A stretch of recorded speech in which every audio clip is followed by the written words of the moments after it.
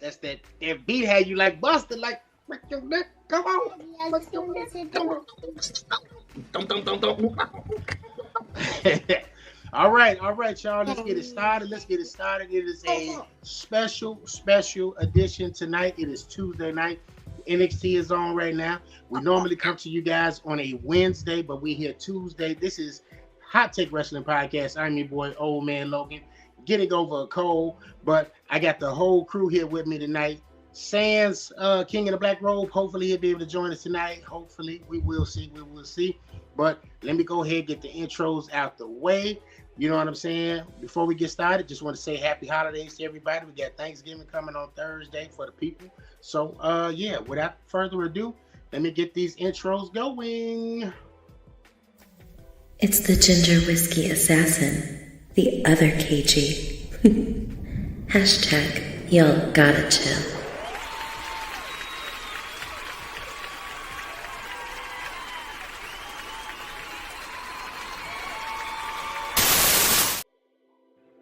KG, talk to the people, good sir. Brock Lesnar is not as limber as he used to be.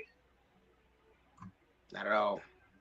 Brock was looking real old on Monday. Paul Heyman looked so disappointed. Paul was disappointed, disgusted. Just every word you could think of that fits in that narrative. He just looked down at him like, really? Like it was too many Steve Weisers that was going on backstage, apparently, for the big boy named Brock Lesnar. But I digress, man. Let me go ahead and get me out the way right quick. It's Big Oos, Old Man Logan, acknowledge him.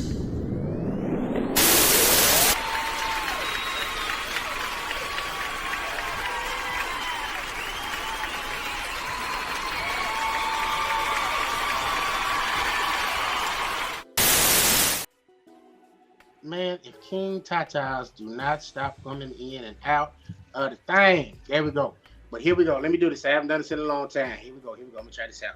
Ladies and gentlemen, boys and girls, children of all ages, Hot Take Wrestling presents proudly the Tag Team Champions of the World. That's all right. I'm gonna get y'all. Y'all get the rest. Y'all get the rest on Saturday at Tata's, baby. But it's your boy, Old Man Logan. And as y'all see, I got Bay with me. Hey, this is my Bay right here. This is the A Show Bay right here. You know what I'm saying? This show is brought to you by Proper 12. Proper 12 is owned and distributed by one Conor McGregor. Conor McGregor, salute. UFC champion, legend. All right, there we go. And as always, thank you, people. Greetings and salutations for coming and joining us and watching Hot Take Wrestling Podcast.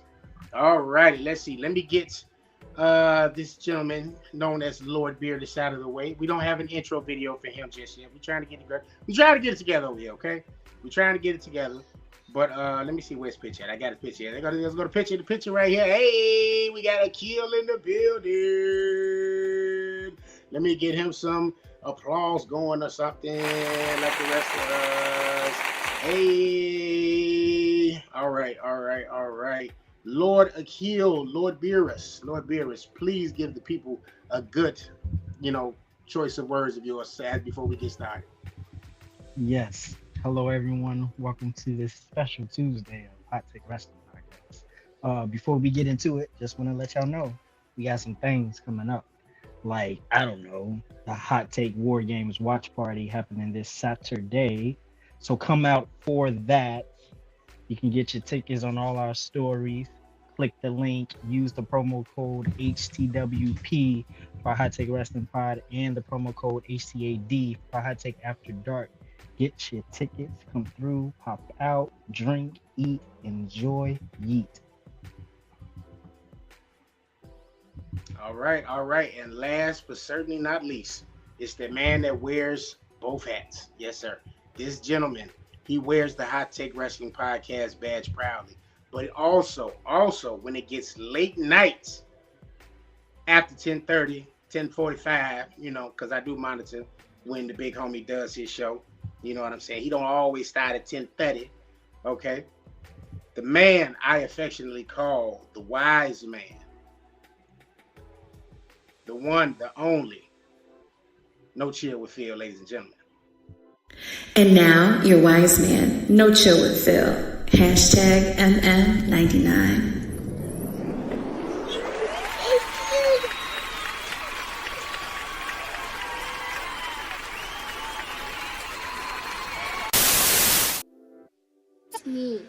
Ladies and gentlemen, my name is Phil Myers Sr.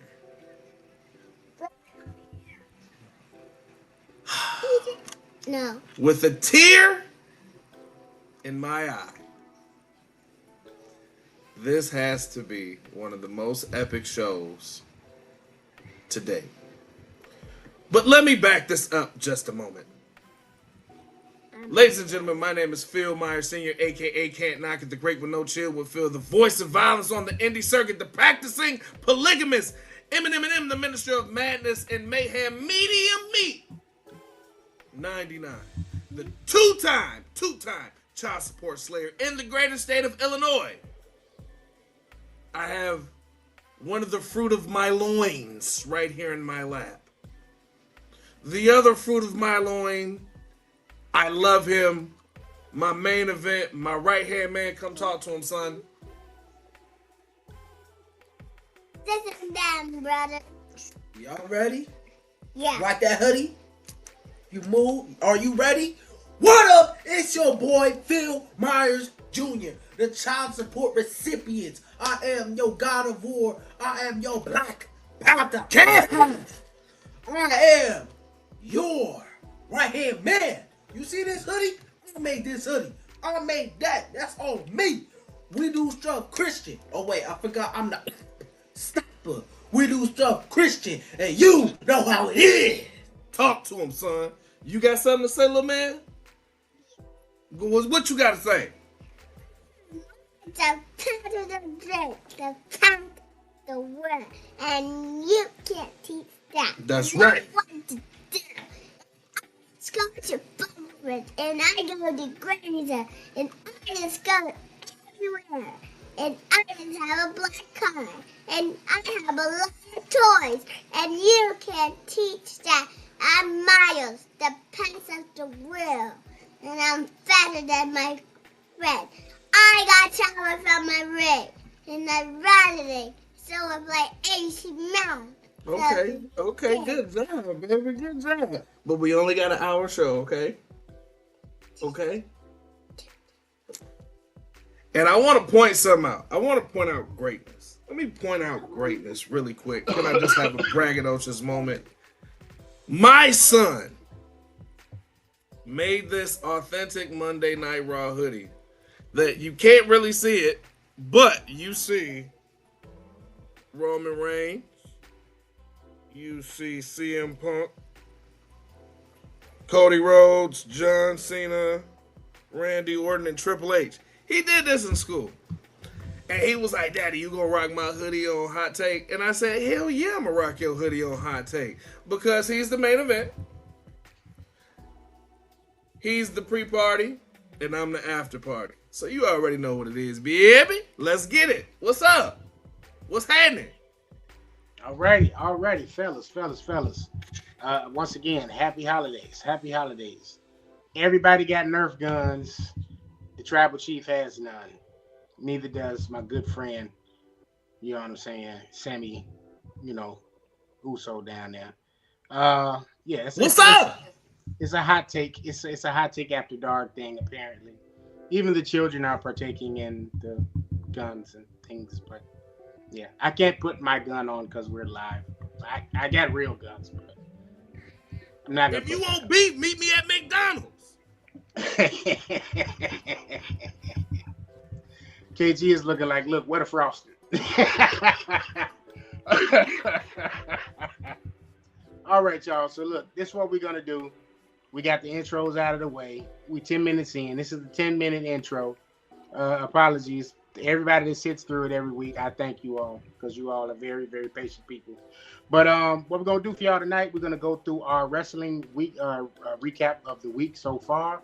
We're going to make our War Games picks. Like I said, NXT Gold Rush is going on right now, and KG is gonna give us some thoughts. KG, did you watch any of AEW's pay-per-view. It's escaping me right now what it was over Well, Saturday. yeah. Full I only Gear. saw the first hour, but so I didn't get a chance to watch most of it. But I did see most of the results. I think nothing too shocking other than a new world champion. That was a little surprising. But other than that, I think everything else kind of went how I thought it would go. Wait, hold on, good brother, because I got to go ahead and do our thing right here on Memento. Then we can go ahead and do this weekly recap. And now,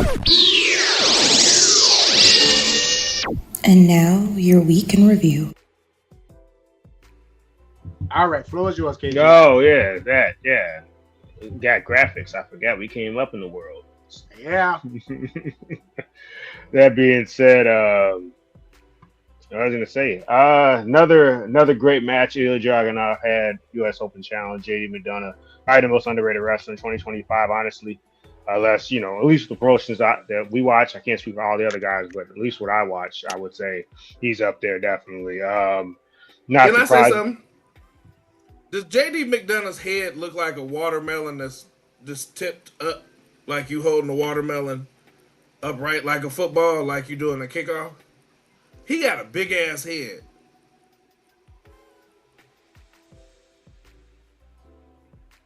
Yeah, he does. It probably saved him from getting a concussion that one time, or whatever. It could have been worse when he actually flipped back and hit that reinforced announcer's table. Yeah, that could have been so much worse. His head looked like a long john. This dude. He needed.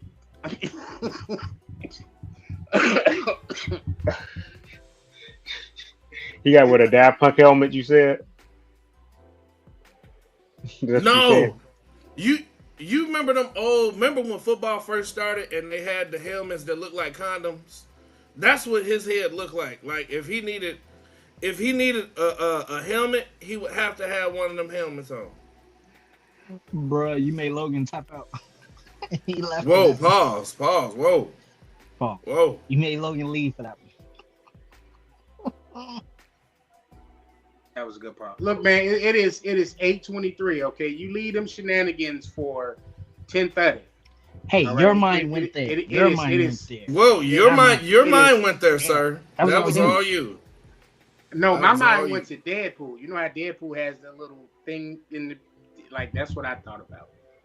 Oh, so you're saying Deadpool's mask looked like when you squeeze A the tip on condom? the condom and it just hang there? And I think that's by design too. I don't think that's. So, bro, you went there, bro. That's on you. KG was trying to give his weekly recap, and then you interrupted him talking about Yeah, condoms. what's and wrong all with that you, stuff. Logan? I Jeez. did not. I did not. That was you. We synced it. We saw you. Who is this? Let's see. Phil, you are a guest. Don't be pushing buttons. Wow. The button pushing is my thing. Okay. On Hey, the he A is show. a bunt pusher. He On pushes the everyone's B buttons. show. On the B show, he is the The A pusher. what? The B Hold show. on. The A show, I do the button pushing, buddy. Okay. Now, where is my You good wanna friend talk KG? Is about someone a bit mamas? territorial? There's KG. Now, if you guys are finished with your B mic, joke, What? we have something here called What? the weekly recap that we would like to continue. Is this possible? Okay. KG, You please know what? continue. You just kind wait till sir. tomorrow. You wait till tomorrow. I have no idea what just happened just now, man. LA Knight's getting another mystery opponent. Yeah, but so let's see what that's going to be because Sheamus got pulled from the last time his now tournament. So, fortunately, even if the rumors were circulating that they're going to be true that Sheamus is going to complete that Grand Slam, that's not going to happen now, obviously. If Cena even walks in as the champion to that last match, I personally think we'll make our picks later, but I think Dirty Dom's going to get the title back. I think they just did that strictly so Cena could get that Grand Slam championship notch under his belt. Mhm. Unfortunately, Penta got injured. I'm pretty sure he was supposed to go over solo last night. So when they called that off, I was like, okay, so damn. I'm like, that really threw me for a loop because for one, we obviously going to get Penta and Gunther at some point again. It's going to happen, obviously. But the first two matches Gunther has had has been fire, obviously, against Javante Evans and against Carmelo Hayes. So glad that they both got showcased not that we always want to see more black wrestlers pushed, but also, hey, this dude's a former 2-time world champion, longest reigning intercontinental champion of all time, and like I said, neither one was a squash match. Both went close, probably about 15 minutes each, honestly. So good to see that some young talent, not even just, but young talent in general. And obviously we're a little bit biased there, but and then speaking of young talent. It's been about a year and a half since anybody in AEW that wasn't a world champion prior to winning. When that was Swerve, basically. It's like, okay, I get it. I think putting the title on Heyman, it made for good storytelling in terms of everything coming full circle. But to put it back on Joe, I'm like, come on now, like, what are we doing here? Not Joe can't cut a compelling promo. Still probably one of the best talkers they have in that company and everything like that. But I was expecting maybe like Kyle Fletcher or somebody else to get that championship where they could establish, trying to make a new star in a sense. But I guess that's the route they wanted to go. That was the most shocking result other than maybe Darby losing. But he was protected, though, because Pac used that baseball bat to get the victory. So it just was still a little surprising that he defeated a former 4-time world champion in the main event of the last pay-per-view, and then he loses in the opener. So it's like kind of like that backwards 50-50 booking type thing where it's like, all right, so what are we exactly doing with Darby now? Like I said, the women's War Game match is complete. So AJ and Becky filled out those teams. It is interesting to see Becky on same team with somebody that broke her face 7 years ago. Hey, but you know what? That's someone said that's how the man was created. Unfortunately, that sent us down the rabbit hole where we never got Ronda and Becky in the straight up wrestling match. We were supposed to get that then at Survivor Series 2018. We didn't get that, and then obviously, that triple threat main event. I just thought that was the momentum right there was killed for one of the potentially better feuds of that year. But there's lining up once again for a great feud, though, because I think AJ and Becky could potentially get carried on to WrestleMania. They didn't necessarily need to be involved for a championship. They both already hit the mountaintop to a degree with the championships because AJ was the longest reigning Divas champion of all time before they had Nikki break her record. And then obviously Becky's been the first one of the first women to main event WrestleMania. So like I said, the championship doesn't necessarily have to be on the line, which made sense to, once again, we're talking about establishing new stars. Maxine Dupree, she had a couple backstage segments, people gunning for the championship. They think she's easy prey in a sense. They had Ivy Nile confront her. They had Roxanne Perez confront her. So I personally would rather see Roxanne eventually get that championship. I don't know if you take it off. If Maxine's going to be a transition champion, they just did that just because they wanted the title off of Becky for her and AJ to have that feud without a championship being involved. This remains to be seen because I just feel like Roxanne is one of the workhorses of the women's division right now. So obviously, it'd be great to see her get that chance before she gets to the World Championship. That's why it's good to have.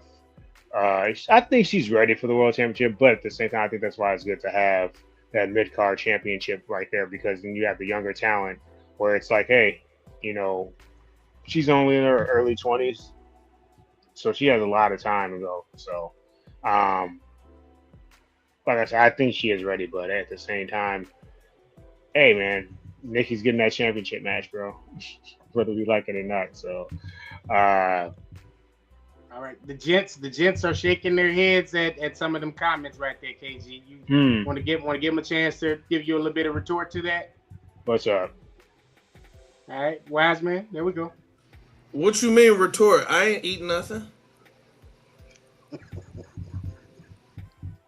I mean, a response to what KG was discussing just there. You were shaking your head at some of those statements he said in reference to, I believe it was Roxanne Perez. To the vast majority of it. All right, so let's hear it. Let's hear your thoughts. I want him to finish first. You want to finish first? Okay, go ahead. Pause. Wasn't enough there. Go ahead. No, pause. You can finish your weekly recap. And go ahead. No, go ahead. No, go ahead. Floor yours. That ain't really got much stuff. Okay. Well, just finish what you got left, and then we'll go ahead and get Wiseman and Lord Beer's thoughts. Wait, did you say something about mild sauce? No, sir. No, I'm done. Go ahead, KG. I'm done. I said nothing about mild sauce. It's okay. So no, look, KG said mild sauce. No, he didn't. So look, we got some comments here. Let me post some of these comments. I'm not going to butcher this gentleman's name. I'm assuming it's a guy. Here we go. That's John. That's our boy John. Ain't that John? Okay, Yeah, that's John. Is Shout that out John? John. Bro, Okay, you gotta shout out read the John. comments if you go put it up, bro. Oh, you want me to show my reading skills? I actually excelled in reading back in school. Seeing Brock Lesnar fall on his ass during his entrance had to be the most hilarious thing yet in 2025. He's definitely drinking on the job. John, completely agree. It looked like Brock was having fun. Putting the hat on Brian Breaker was kind of, I said, yeah, he's completely drunk. I think that's why Paul gave him that look. Like, Paul didn't even like laugh at it. He didn't give it any kind of credence. He looked like he was disappointed for real. So I think that was unscripted. I think Paul Heyman was more caught off guard. And if you notice, Brock never kicks off on that leg. Mm-hmm. I think that's what fucked him up. Because Brock don't kick off on that leg when he does that.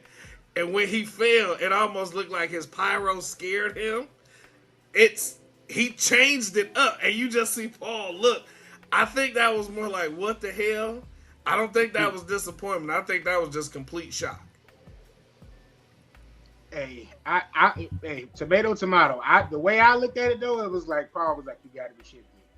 Like that's how I took it. So Paul Heyman was laughing. He did laugh. Like in that moment, maybe not. But as they were walking and Brock was cracking up, like he laughed. He was laughing at it. Whether it was a fake laugh or we on television, let me laugh it out laugh or whatever. He laughed a bit. You can't see him because Brock's big ass body is like in the way. You only see like the top of Paul's head. But there's a moment where like right past Brock's bicep, you can see Paul Heyman laughing. A bit. Not like giving, like he's like doing his Paul Heyman laugh out loud shit. And then my thoughts on that though, I feel like I said it in one of the comments on Instagram. When he did that, I swear it looked like he's gonna turn into a transformer. If that man was gonna be a Decepticon, the way he rolled into that. Bro, that roll back flip, bro, that took me out, bro. That took me out. I mean, it was better than just hopping up, though. I give him that. Like, I think he did that to try to recover from the, you know what I'm saying? Because he obviously slipped, and he was just like, "Oh, let me just try to make the most of this." He used the momentum. Yeah. He definitely slipped. Like you can see it. You can see like. His ass said, whoop. He had somebody should do a fucking thing with a bar of soap. You just go whoop. Yeah. No KG come back. So yeah, that was definitely a hilarious moment. Another one from John here. LA Knight should leave the WWE. They don't want to utilize him, and AEW would at least give him real storylines. I don't know how I feel about that. Do I think that WWE's fumbling with him right now? Yes. Because when they put the title on Seth, they totally could have put it on LA Knight. And then they had a chance to redeem themselves again when CM Punk got the title. I feel like that should have been LA Knight in that space as opposed to it being CM Punk. Just what I'm going to say. I know that guy right there is a CM Punk stan, but it is what it is. I love CM Punk too, but I do feel like this should have been LA Knight's time right now. But as far as it going to AEW, no, I don't know about that because I think he'd get lost in the sauce, to be honest. It's a lot of guys over there in that same space. Bobby Lashley's over there right now and he still hasn't sniffed the AEW championship yet. So I don't know. But I will say this though, it's plenty of championships over there in AEW land for him to go after for sure to have a title. That is for sure. Let's see. Another comment from John. Gunther retiring Cena feels unnecessary. It should have been a young upcoming wrestler to defeat Cena so he could really pass the torch, a la what Undertaker wanted for the streak ending. I think this is very similar to that in that regard. And Gunther got the rub, when he retired Goldberg. So this will be another feather in the cap for Gunther, but we got to see. We have this surprise, opponent now that LA Knight has to face in order to go on to the next round. I don't know what they're going to do with that in particular. We've gotten TNA guys so far. We got Dolph Ziggler, we got Zack Ryder. Unfortunately, I want Matt Cardona back. But who knows? I don't know if that necessarily means we're going to get an Edge or anybody, but Daniel Bryan's doing commentary over in AEW, so I definitely don't see him going anywhere. But yeah, so we shall see what happens with this Cena thing. I think we need some sort of surprise, be it Joe Hendry, be it somebody that we just, are completely not thinking in terms of who could possibly be showing up. So we just got to wait and see on that end. Let's see what else. Jey Uso about to pull a massive heel turn on his team inside War Games. Yeet. I ain't going front. That would be kind of dope. There needs to be a huge heel turn in this match. All signs could point to Jey. Who do you guys think? Jonathan obviously thinks Jey. When we get to making our picks, we'll go a little bit more in depth. But right now on the spot, if you had to say somebody was going to turn in the men's heel turn, in the heel War Games match, who do you all think that person would be? Cody. Logan.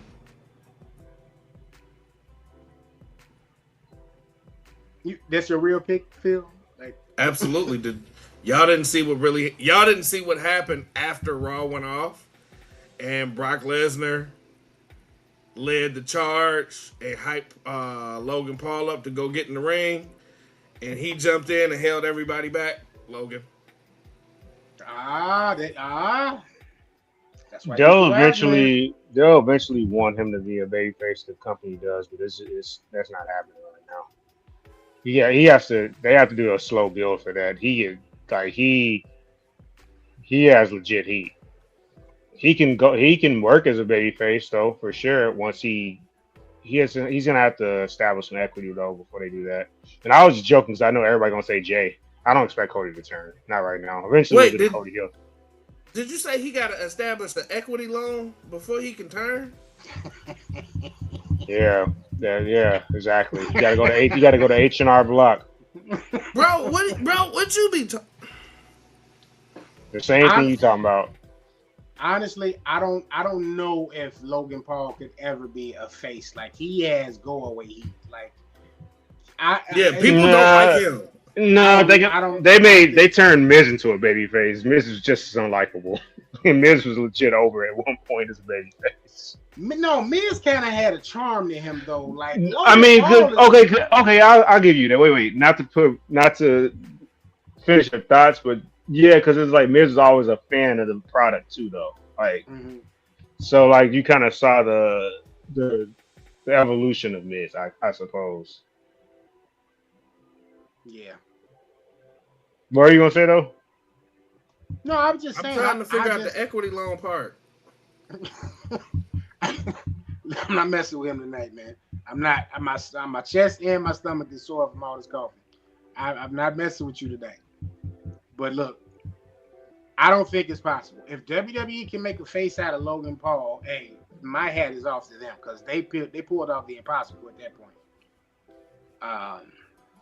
But I think Jey would be the biggest one in there, the biggest surprise. I don't think Roman would be a surprise if Roman turned on the team. I don't think that would be a surprise. I think it would, because we just had Roman as a heel for 4 or 5 years. You gonna go right back to being a heel? He ain't even really been on TV like that. I mean, it's happened before. Like Triple H used to do that all the time. He would come. Right, but then you gotta push Roman though. Roman not getting that title again. Not right now. In an era, in the TKO era, bro, I will never say never, because SmackDown ain't been the same since the Bloodline thing been gone from SmackDown. Like, Cody is a star, but Cody ain't a Roman Reigns. Like, but the other thing too, you got to keep in mind, Roman making movies right now. That's true. That's true. He in movies right now. Him and Punk just did. They're in Zootopia 2. They're filming Street Fighter. You know, there's no telling what else he got going. Punk has the vampire movie coming out. Yep. So it's like he ain't. Yeah. I know jumping ahead, but see, like, I can't see any of them turning on each other because they too locked in. Mm-hmm. They're too locked in with one another after beating up Logan Paul. That's why I say Logan Paul.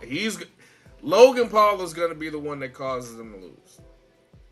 Logan Paul versus Brock Lesnar at WrestleMania. Does that put asses in seats. No. Yeah, it does, but I don't think they're gonna do it because, like I said, Logan's gonna have to. It's gonna take a while before they turn Logan babyface successfully. They know they can't. He's probably gonna be. You position a show right.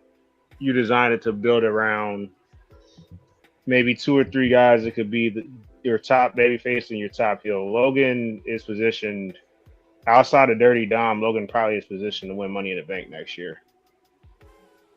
But okay, go ahead, finish, KG. No, that's it. That's why I just don't see him ever right now turning face. He has too much heat to turn him face right now. Sometimes that's a perfect time too, but also the fans don't like him enough. Like, so Roman was able to turn after all that time because people took him for granted, all this, that, and the third. Plus, Roman started showing more personality too during his run as a heel. Logan it's going to take a little while. That's all. I could see it eventually though. So here's what I was going to say. You already have the 2-night main eventers for Mania. You already got the 4. It's already in the marketing promotions for it. Cody Roman 3, CM Punk Brock. 9 times out of 10, I can guarantee that's what the nights of WrestleMania are going to be the main events. Logan Paul versus Brock Lesnar, that might be an elimination. That might be like a match somewhere in before Mania. WrestlePalooza. And the only reason why people would tune in to watch that is to see Brock Lesnar break his suplex record on how many times he suplexes somebody in a match.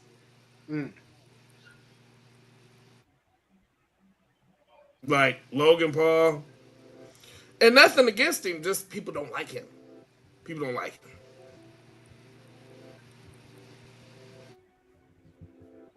Definitely nothing against him on my end because Logan Paul didn't like some of our stuff and reshared it. So he good in my book. Swing. Can we get back to this equity loan though, man? Like I'm No, lost. ain't no equity loan, bro. Look, we got some more comments to run through. Let me run through them right quick. Becky Lynch versus AJ Lee should be saved for WrestleMania. Phil, this ain't hot take. Thank you, Jonathan. Thank you. I put that comment back up. One more time for the brothers. One more time for the brothers. Read it again. No, bro, read it again. Laughing my ass off. Phil, this ain't hot take. Where's the After Dark?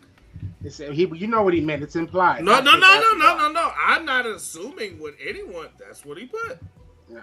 Look, well, Jonathan, if you want to revise said comment so he knows you're referring to Hot Take After Dark, please do so. I mean, so this is hot take, right? Like this is hot take. He meant to put because you guys don't do this. You guys don't do the hashtag HTAD that I always put on there. Like you guys don't do that. I usually do that, guys, for you. Okay? Yes, we do. You don't. We do that all the time. We do. You don't. Digress. I got a tattoo. Gentleman. Wait, gentleman. Logan. Gentlemen. I'm sick of your shit. We have more comments. All right. WWE What's going to be next? Sock and boppers? Children. WWE is wasting the Wyatt Six right now. Literally killed their aura by not giving them consistent storylines. Triple H is not good at giving the mid-card good storylines. All right. And I don't know what the hell he put the tag team championships on them for. They're not on television. I told you that was a waste of time. This is probably the worst gimmick in wrestling last year. I don't like it. I told y'all that was a waste. They should have let them go because that Uncle Howdy shit is trash. And Will got all upset. Will was definitely I was trying to be patient. Upset. No, I'm not. I would co-sign that he was, but I was also trying to be patient for it. But now this is just there's been no development of the storyline. His dad Will got all mad at me right now. His dad his dad is going through health issues. No, but yeah, before the health issues. How long has Bray been gone? We don't know. About that. I'm gonna cry. No, but no, I'm gonna see. I was gonna say what I was gonna say is I was trying to be patient because there looked like a rhyme or reason why they were targeting those wrestlers.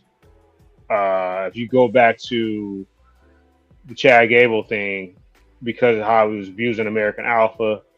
If you think about it, when Bray Wyatt was hustling Harris, he was abused. Remember, Punk was whipping him with that belt backstage and all that stuff. There's a lot of tie-ins to things like that. The wrestlers they were targeting and things like that. Miz, he kind of it was a reason why it was making sense, but now it's just I don't know what they're really doing with this. I get you 100% because what was that one Raw that ended where they had everybody laid out, Chad? Yeah, that's what I'm saying. Yeah, that's like what they had they had a perfect build up to it. Even reaching out into other shows, the Pat McAfee show, old girl was there handing the tape. You knew that something was coming because they finished the interview in the middle of the motherfucker, you know what I'm saying? You know, it was doing all that in the middle of the interview. No, I don't have Tourette's, but y'all know what I'm saying. Like, that's what was happening. They had a great build-up for it, and then they didn't do shit with it. They did nothing with it. And then, when I said that the Wyatt Six, the whole gimmick, was trash because their leader isn't out there, isn't doing anything. Uncle Howdy was kind of doing like the, what's my man, Karrion Kross type thing, and, oh, we should talk, and they don't appreciate you. They had that set up, and they did nothing about it. So, trash. They just let it go. I'm trying to understand how the Wyatt Six got the Brock Lesnar schedule as tag team champions. They took the momentum off of the Street Profits to put it on a tag team that you only see silhouettes of. That's what I'm saying. Like right before a commercial break. In the commercial, the O'Reilly's Auto Parts is more entertaining than them. That's brutal. But I don't understand. I don't understand how they got like legit tag teams and they're not putting a tag on. Like you got Fraxium, hell, you got MFTs. Put it back on them then. You got Frax and Eminem. You got them. You got DIY. You got the Street Profits. You got DIY. You got Motor City Machine Guns. You got Solo's crew. Yep. You got them. The two dudes, Los Garza. Like, you have so many legit tag teams, and they had momentum. They had momentum on them, and you took it off and put it on them. Like, bro, I'm sorry. This is gonna sound really mean. This is like, bro, you taking out your star player in a game and then putting in the kid in the basement class just so he could get a victory shot and everyone. No, I'm trying to win the fucking championship. You put the autistic kid in the game. Wow. I will say this about it. I'm not gonna call him the autistic kid. But what I did say, and I've been saying it for the longest, that the Wyatt Six is a glorified, you know what I'm saying, tribute group that's, there for Bray Wyatt. But we all know that, okay, the body doesn't live if the heart dies. Like, you know what I'm saying? And without Bray, that's going to be very limited for that vision. Did you just quote The Matrix? If I did, that was inadvertent, but it's just the truth. Ladies and gentlemen, we have a guest here. Cypher Sick is in the building. Yo, what's up, brethren? Applause, round of applause. Sorry, I'm put out a couple fires, man, but I'm here. Pleasure. Well, good, bro. We were just talking about the autistic kids playing basketball. That's all. Chill. We'll start already. Wow. All right, Cypher, before we get to giving you some questions and stuff, we're going to add you into the conversation here. We got a couple more comments I want to run through over here. Let's see. Jonathan gave us a ton of them. Let's see. Let's get Diva Body Bar in here. Get her thoughts. Shout out to Diva Body Bar. All right, right. The Bloodline to Sami Zayn alliance was arguably one of the best storylines of all time. All segments were unpredictable and must see, kind of like NWO vibes, but more entertaining. That's a hot take for you. Hold on. I got to correct you. There was no the Bloodline and Sami Zayn alliance. There was just the Bloodline. Sami Zayn is a part of the Bloodline. He's a family. So there's no like Sami was with them. Like they all one big thing. He's a brother. He's one of the Usos. I just want to. He's an honorary Us. Yeah, not even honorary no more. Like back in OVW, Sami was with the Usos. So like it was them and Tamina. Like they go way back. So he definitely was with them and been with them. Just as much as you do Sami and KO, is Sami is in the book. Yep, he was in them. He was in Four Brothers with them in Solo. Yeah, pretty much. I got the Rock now. I got this motherfucker now. All right, let's run through some more of these, man. CM Punk versus Brock. Rather we get Punk versus Logan Paul because you'll get more storytelling. All right. No, not necessarily. Yeah, nah. If I'm going WrestleMania, I'm not. That's you do that at the Royal Rumble. I mean, I don't think it even matters where you do it at. Like, you could do it at any of the big four shows. It's still not going to make a difference if there's not, like, a solid story to, like, invest in. Like, CM Punk's one of the best storytellers in the business, but... Yeah. But no, but the thing was, he was talking about comparing to WrestleMania. No, but he was saying between those two in WrestleMania, I'm saying, that's what I'm saying, I'm not taking Paul over Brock for WrestleMania. But I'm saying they could still do the Punk and Logan match. I'm not against it. But if I had to choose between Brock and Logan at WrestleMania or Punk, nah, I'm not taking Logan Paul. What used to be the show before WrestleMania? What was it? Fastlane. That's a Fastlane match to me. Like that ain't nothing. Let's get that out of the way so we can get to the main event. You know what I'm saying? To the full course meal. Yeah. Let's see. Phil, this ain't Hot Take After Dark. And Phil, before Thanksgiving, please don't give us any more food nightmares.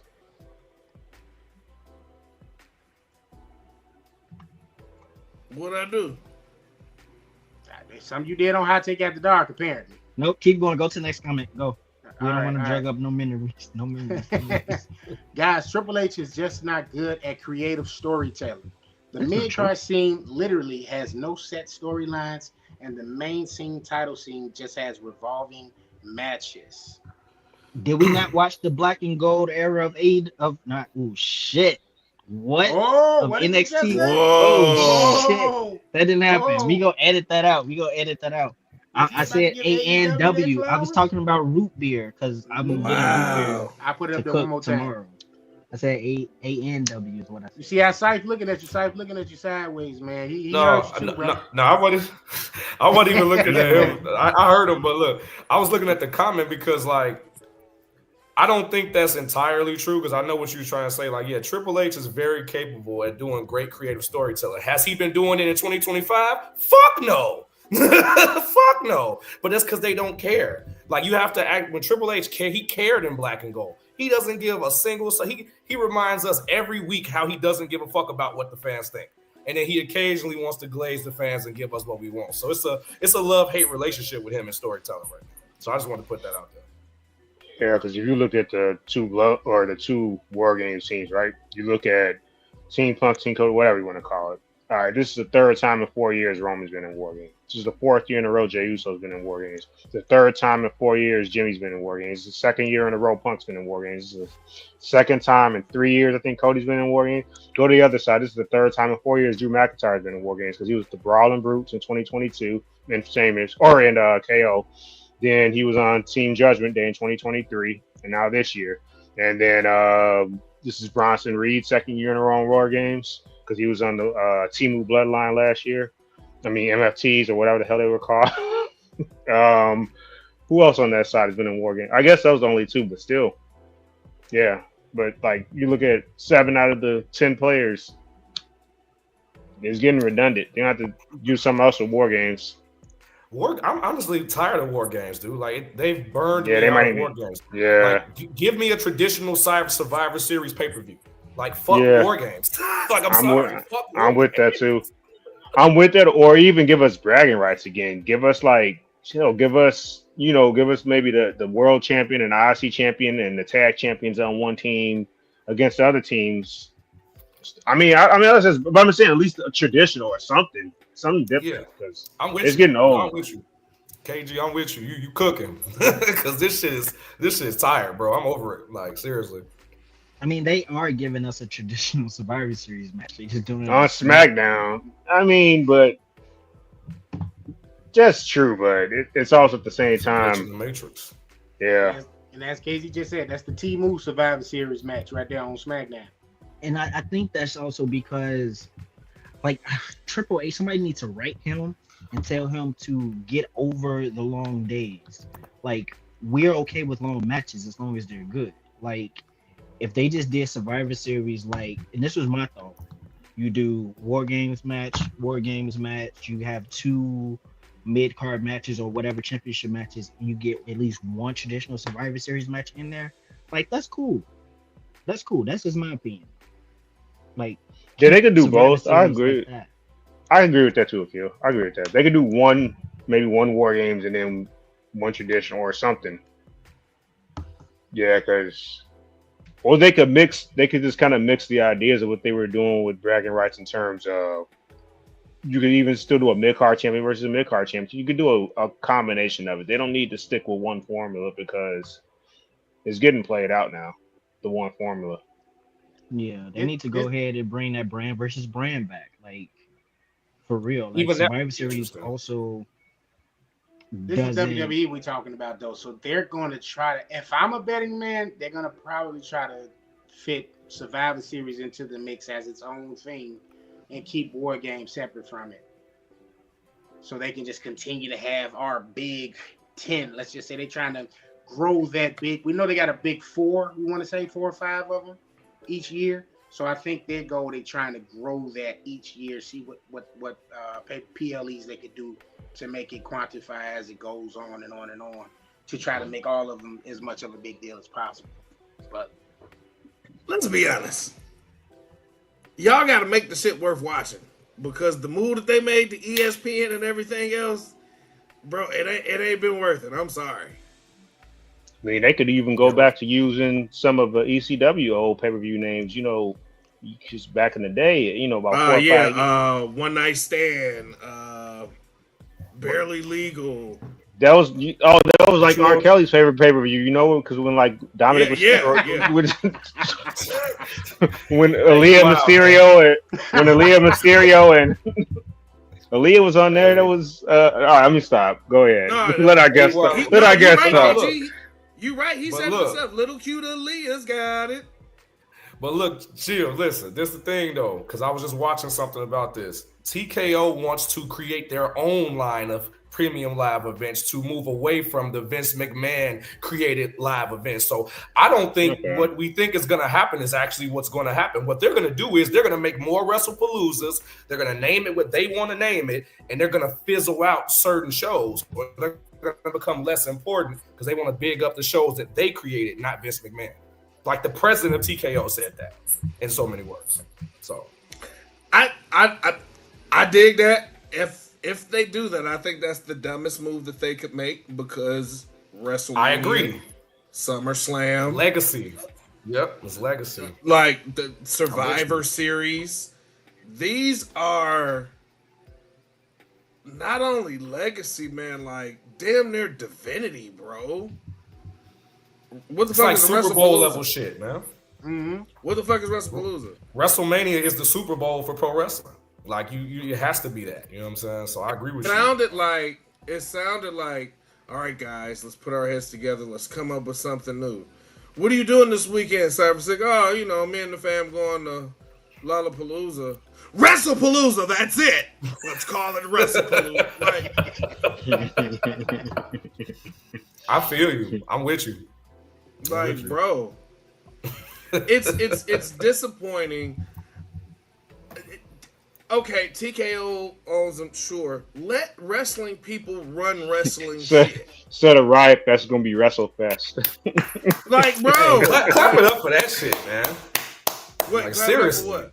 For let wrestling people run a wrestling let show. wrestling people run the wrestling shit. Yeah, let the UFC people run the UFC shit. You don't see us coming to fucking Saudi Arabia telling y'all how to sell y'all oil. That's why that should be called blood money. Wow. Look what y'all started.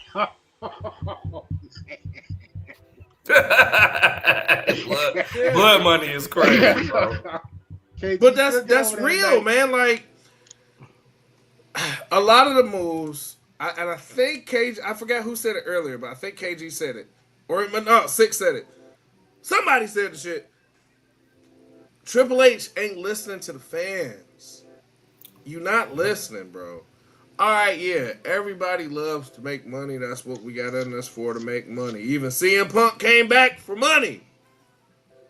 But as loyal wrestling fans, why y'all just allowing them just to do shit? I think that was the worst move that they could have did. Yeah, if they were smart, bring back the network, the WWE network.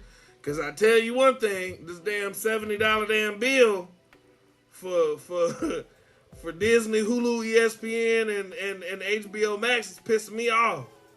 Bro, I'm pirating that shit. I ain't gonna lie to you. I've been pirating for a long time, bro. Because it ain't been worth paying for. Like, I was a paying customer. I was paying for Netflix. I was already paying for it, but I was really, really paying for it at the top of this year. You know what I'm saying? Making sure that bill stayed paid so I could watch Raw.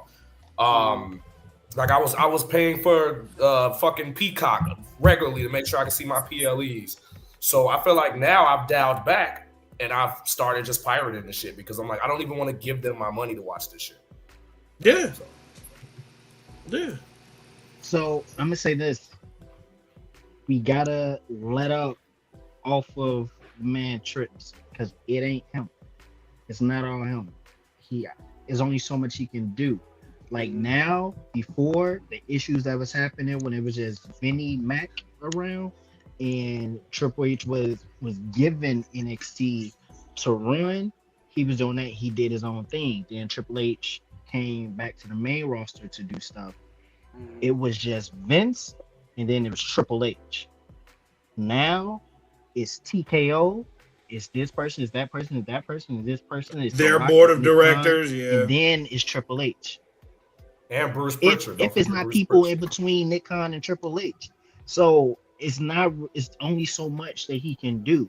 And if they're trying to go somewhere creatively and pitch this in this direction or that direction, and the board is looking at the numbers of certain superstars and certain things, and they go, no, then you have nothing. There's not too much you can do about it. Like, it's not too much. Like, they're not going to just fire Triple H or get rid of Triple H because they need him there. And I'm sure he knows that.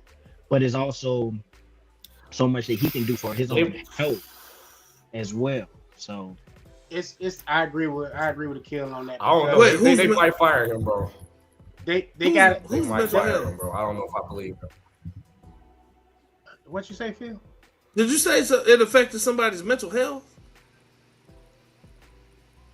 I guess Triple H's mental health. Is that why he keep crashing out on the fans? Because I'm with you. I agree we can't put all the blame on him because he's not in sole control. But he doesn't make it better for himself, my G, when he goes on interviews and is constantly like spitting out the rhetoric of, oh, it's a show, just enjoy the show, shut the fuck up. Like, bro, that doesn't help him. Like, he needs a PR lesson, which I thought he was good with this type of shit because he's always in front of a camera. But, bro, he crashes out sometimes when he really should just shut the fuck up.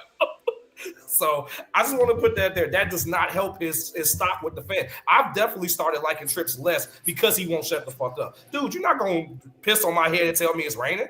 I don't give a fuck if it's you, your boss, your wife. You're not gonna shit in my cereal and tell me that it's fucking hot cocoa. You're not gonna do that shit, bro. This shit is trash. What you are collectively creating and putting out and putting this price tag on, it's not good. You're booking shows for the pop. You think I don't realize what you're doing? You're booking shows for the pop. That's all you're doing. That's why the entrances are 25 fucking minutes. Like, I'm not paying for this shit, man. I'm sorry. I just had to put that. No. So wait, so Coke or Pepsi? Because you said they booking it for the pop. Coke or Pepsi? Oh, Pepsi all day. Pepsi, my boy. They booking it for the I pop. thought it was Coke. But see, that's what happens. That's what happens when you serving too many masters. Like, and that's where, unfortunately, you got to give Vince McMahon his credit. He had those long-standing relationships with Universal, NBC, where he kept WWE parked on USA Network. He kept it on PLEs. He went and created his own network. Now they sold it, but once again, boom, here we are. Peacock. It's within that built-in relationship that he's had forever with NBC Universal, and it was a refined. Hey, this is where we go. This is where you guys were going to watch the PLEs when we had our network. Now you go to Peacock. Boom, that was that. It was easy peasy, lemon squeezy. Now we have to try to keep up streaming subscriptions for ESPN. We have to try to keep it for Netflix. We still got to try to keep cable because guess what? SmackDown is on USA still. So if you don't have cable, now you got to try to get YouTube TV. If you're not pirating, like Cypher said. Then from there, what else? If you're trying to follow all WWE branded product, the Evolve show is over there on Tubi.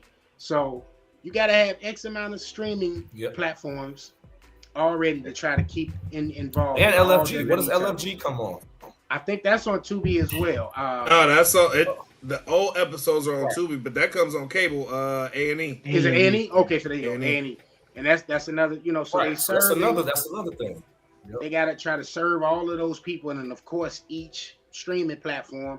Netflix. Oh, this is why Roman Reigns has been on Netflix because that was one of they, from what they said in contract. That was conditions. Yep. They wanted Roman Reigns on Netflix, so that's why we had Cody too. They want Roman and Cody. So exactly. So now you got SmackDown. That's why Cody pops up so much. Mm-hmm. So that's the problem in selling WWE, and now WWE has owners that don't necessarily care about the product. They're gonna try to churn out as much money as possible, just like they were just talking about the tickets not too long ago, how they were having some problems selling out one of those house shows they were doing. I can't remember where it was at because they basically said the ticket prices was too high, and it's like this stuff isn't being priced for families anymore. Again, it's the Vince McMahon effect. What Vince said, I tried to keep prices within range, reasonable, so this could be a family produced product at the end of the day. Now, not so much. And here's what's crazy about that. Excellent point. As y'all know, wrestling fans since little one, when me and PJ went to Raw just in September, I dropped the easy 400-500 just like that. Tickets was already paid for. When you look at the overall encompassing trip, that was a quick 4, easy, boom. The apparel, because of course you want to see some, of course, like the what was the apparel? You went to Scores afterwards? No, I took him to On the Border. I took him On the Border's better. Yeah. Okay. Because Scores On the Border, I'm gonna let you, go ahead though, for real. No, I'm with you. Hell, he gotta learn. He gotta learn. But just like that, just the Yeet glasses, that was like $40. And you remember Soulja Boy was doing that shit with the glasses from Walgreens and Walmart that you could buy for like $10 that was 8 in a pack. You know what I'm saying? The t-shirts, the everything. And I get it, it's not a problem, but bro, like, don't make it, like, bro, don't put it so. And that was just me and my son. Imagine if I had Miles with me. Imagine if I had the homies and they kids with me. Like, bro, That's a mortgage payment. No, I'm cool. That's At the end strip of the day- club level bad. Yeah, and bro, and that's the thing. It's funny you bring up strip clubs, and he's the guest, so you can't blame this on me. He brought up strip club, and that's just like here up strip club. Like this ain't scrub the ground Atlanta, like Texas. This is a PG-13 strip club. Mm-hmm. VIPs. No. No. VIPs was PG-13. No. All you got was top off at the VIPs. See, at least if you meant Arnie's, now we all know Arnie's amazing establishment. Man, Arnie's is down and dirty. That's talking dirty after dark. man, do you know how much? Do you know what you can get done for $45 at Arnie's on a Tuesday? It's videos about it. There are YouTube videos about it, bro. I forgot, bro. And they food was good. They food was good. And KG knows it's good. That's why KG laughing. Because he know the food was good. The pizza and wings from Arnie's? I've never been to Arnie's, actually. Yes, Right you there. have. Stop it. KG strikes me as a polecats kind of guy. I've gone to Scores. What's the other one around? The Stone Park area. What's the other one?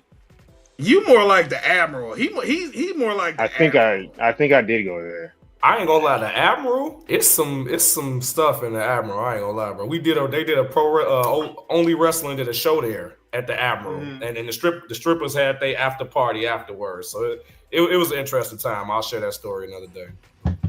I know about the Admiral though, for sure. Yeah. Yeah. I heard. Yeah, were they shooting submission sorority around that? Oh, never mind. We got another comment here. Let's see. Hey, remember that time they made them change their name? Paige and Charlotte and Becky was in that group called Submission Sorority, and then they realized there was something on their brothers called Submission Sorority. Logan, put that comment back up. Or like when they called Drew and Sheamus Bang Bros, and they didn't realize that was like a porn site. Yeah, that was great, bro. That was great. I'm not gonna lie, that was fucking amazing. That had to be tongue in cheek though. Like as long as Bang Bros has been around, like y'all know what y'all doing. Like they want to act like, oh, we didn't know. Yeah, okay. That whole 20. Vince was trying to get a deal with Bang Bros, low key. That's what that was. He wanted to have a deal so he could be like, well, I'm partnered with Bang Bros, so it's okay to film me shitting on people. That's what that was. Hey, if they let you, why not? And let me fuck your wife. This is something I want to point out too. I've never been knife been. Go ahead. I thought with Netflix, WWE would push the envelope more, and it's been like a cheap Matrix 4 movie.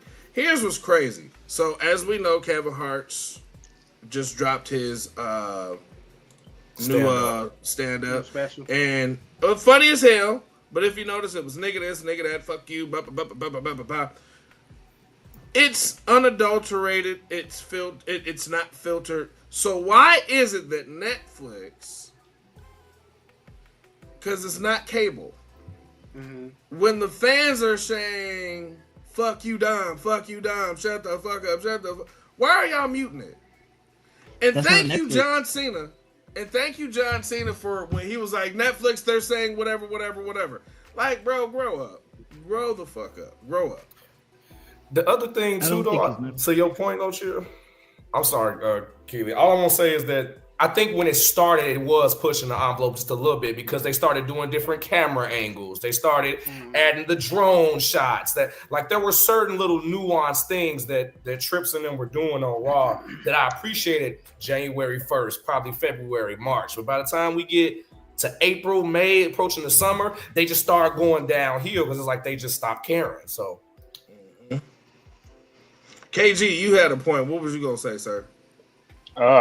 Couple things. One is like, hey man, they told us 10 years ago this is storyline, imitating real life now. Triple H's gonna do what's best for business. He ain't always worried about the fans. And to your point earlier, it's like, yeah, we can't always be wrong too, though. Like there has to be some give and take. Telling the fans basically to shut up and just KG. Yeah. Let me ask you this, KG. Do you think? Because I agree with you. I think you on point, but I think there's like two sides to that coin. I think sometimes what he thinks is good for business, from their perspective, looks like it's good for business, but at other times it don't translate long term. So what I'm saying is, they've lost people coming to live events. They're still selling out hell of events, but there are certain live events that's not even house shows that they're not selling out. And it's not just because of the pricing, because there are people who can afford these tickets. We might have a hard time affording it, but there are people who make a lot of fucking money, even in this economy, that can afford those tickets. Those are the people buying the sellout shows. But I'm like, dude, these guys don't realize that they're pushing a certain portion of their fan base who's already having a hard time paying for the product away. So I think he is doing what's best for business when it comes to like the ESPN deals, the deals with the Saudis, all the stuff they're doing to make money. I agree with you. Booking matches with top stars, I agree with you. But I just think long term, like the casual fan or the fan like us who've been watching for years, like they're gonna lose a lot of us, bro. They're gonna lose a fucking lot of us doing some of the shit that they're doing.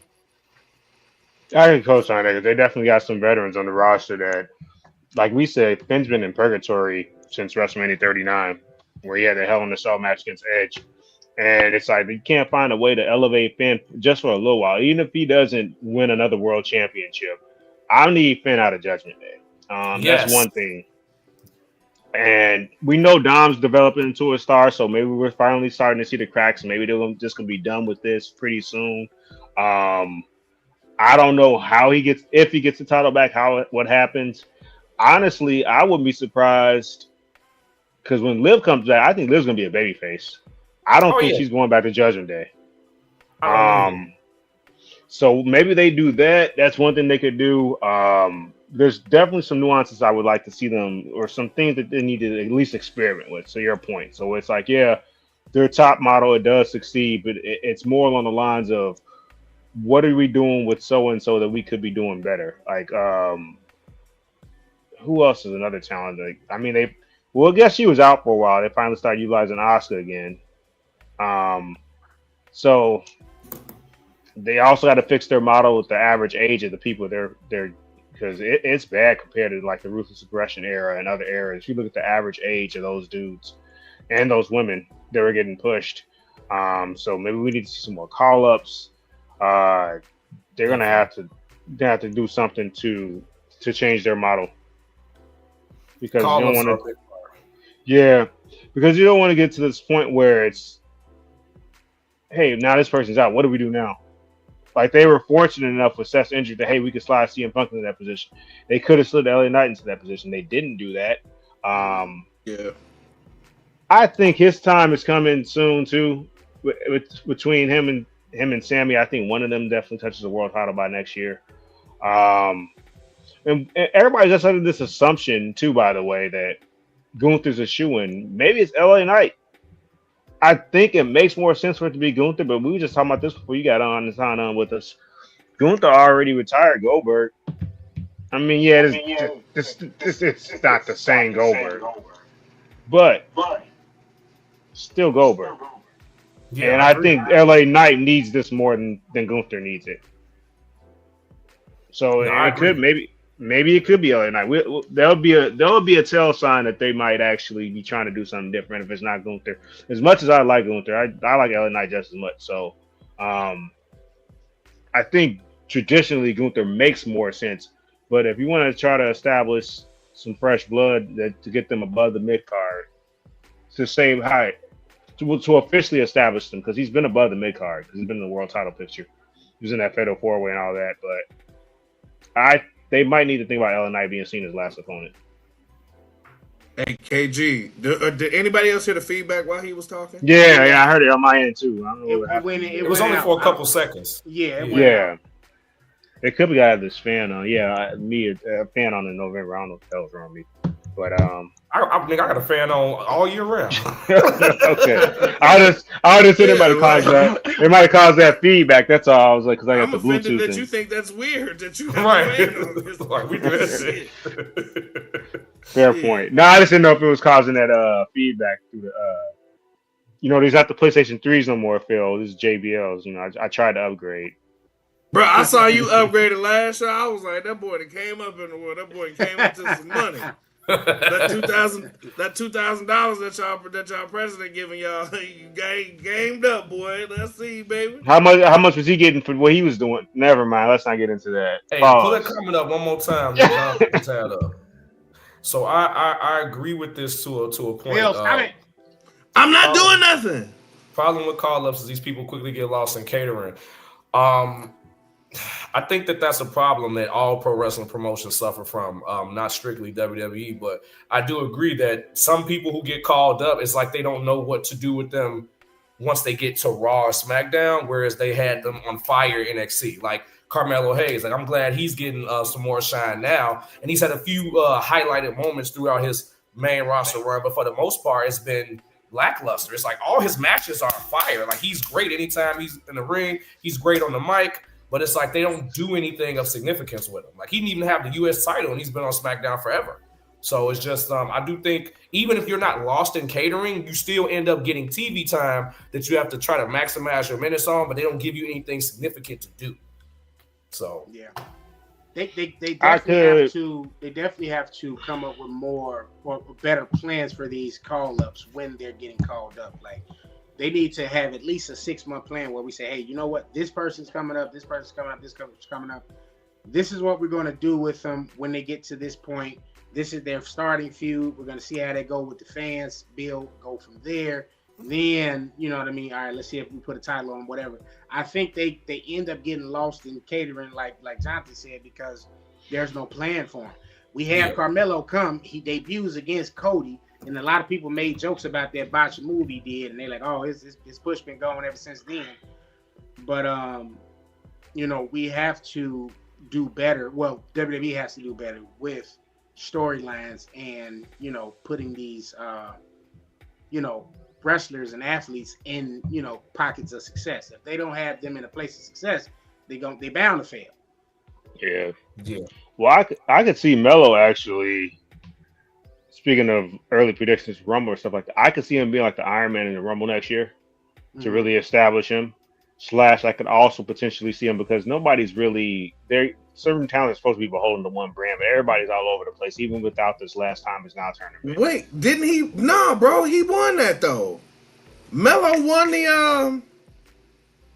Andre the Giant. Andre the Yeah. Giant. Oh yeah, he did. You're right. No, I'm talking about the Royal Rumble though. No, so they have had him do things where it's like, so to Phil's point. So I think we all kind of forgot about that. I'm glad you remembered that. But I'm saying like I could see him being the person that lasts the longest in this actual Royal Rumble. Is what I'm saying, or possibly win the Intercontinental Championship at Mania. Because like I said, nobody's really beholden to one brand anymore. So brand split's a joke, bro. Yeah. That's one thing they could do too outside of the tag team division and the women's division. I think the women need to be one division personally. But yeah, we've had that discussion several times on here. Why they need to do that? Because you just expand more potential for fresher feuds where it's also realistic where that opponent could actually potentially win that championship. Like we know, I mean, obviously we just saw this happen, but I would never thought Maxine was gonna beat Becky for the title, but. So I guess there are times that they try to keep us on our toes, but I want to feel like every world championship feud, I could potentially see that person win that feud. So, all right. Real quick before we continue, guys, so we do need to make our War Games picks. Akil, my good brother, can you give us that great promo for this wonderful event we got coming up this Saturday? You know the drill, my good friend. As he takes a swig of water to get ready for it. What happened to Phil? What's going on? What is going on here? Phil will be back in a second. But Akil, you ready? Akil, can you hear? I don't know what happened there. Yeah. All right. So look, there's Phil. Akil, you want to give him the promo? Oh, Phil, that's on you. The echo.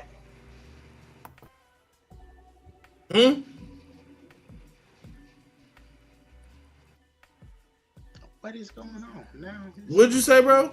The echo that was coming from you that time. What echo? I'm Echo. not wearing echo clothing. What are you talking about?